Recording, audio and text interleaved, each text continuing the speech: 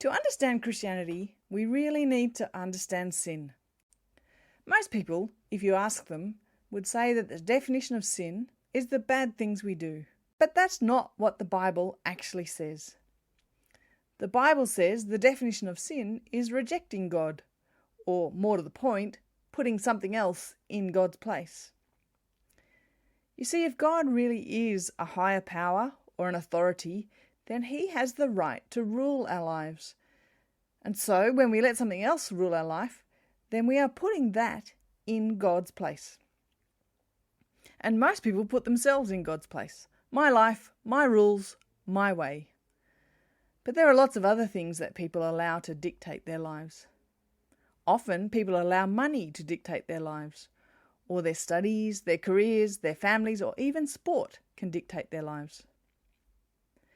So that means whatever we use to dictate our life or give our life meaning is being put in God's place. And that's the Bible definition of sin. And according to that definition of sin, even doing good can be sin, if it replaces God in our life.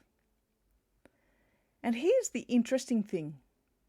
Sin, putting something else in God's place, is what leads to sins, doing the bad things. But sin is the problem. Sin is the disease, and sins are simply the symptoms.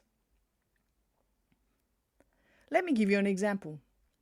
My husband has a skin disease called psoriasis, and he's had it all his life. Sometimes he can be symptom-free, and other times he can have terrible symptoms. But the problem is actually the disease. Because they don't know what causes it, there is no cure. And humans are just like that with sin. Sometimes we can be symptom-free. We can look like we're good people, but we always have the disease. And with sin, Jesus is the only treatment. Jesus is the only way we can stop rejecting God and come into relationship with Him. Do you want that?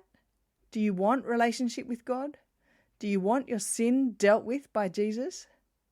Then you need to investigate Christianity and ask your questions and find some answers.